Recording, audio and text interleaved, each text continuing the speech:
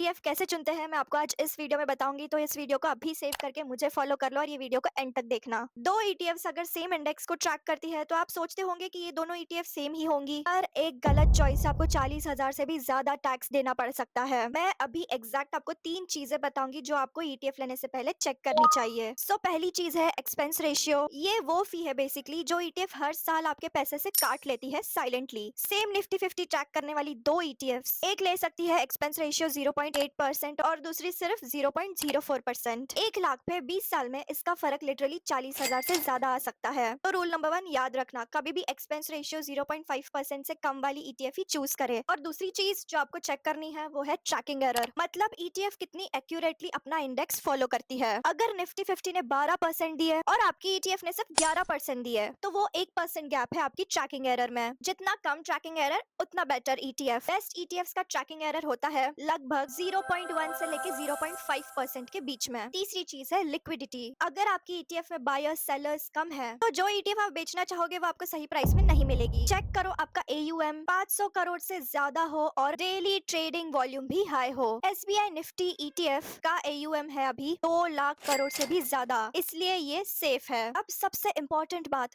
Tax. सब ETF पे same tax नहीं लगता। ये डिपेंड करता है आप कौन सी ईटीएफ खरीदते हो उस पे। अभी इक्विटी ईटीएफ में आपको टैक्स क्यों नहीं लगता, जो निफ्टी 50 होती है या फिर नेक्स्ट 50 वाली ईटीएफ होती है, तो सुनिए, 1 साल के बाद वो ईटीएफ की वैल्यू हो गई पूरे 1.5 लाख, उसमें आपको प्रॉफिट हुआ 50,000। तो अभी टैक्स कितना लगेगा 1 साल के बाद बेचने पे?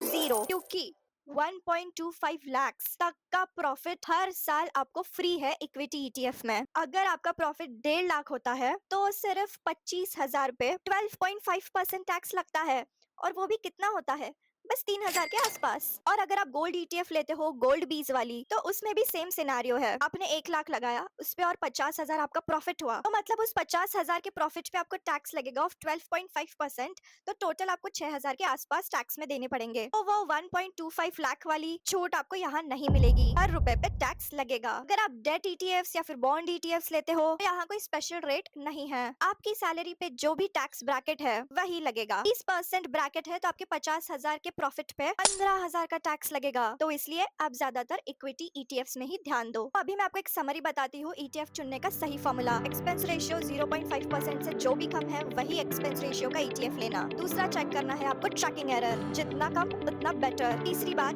आपको चेक करनी है एयूएम प्लस लिक्विडिटी। एयूएम होना चाहिए 500 प्लस करोड़। टैक्स के लिए इक्विटी ईटीएफ सबसे टैक्स फ्रेंडली है। तो कमेंट कर लो ईटीएफ, मैं आपको फ्री चेकलिस्ट भेजूंगी जो आप ज़ेरोधा या फिर ग्रो पे डायरेक्टली यूज कर सकते हो। तो ये वीडियो में मैंने आपको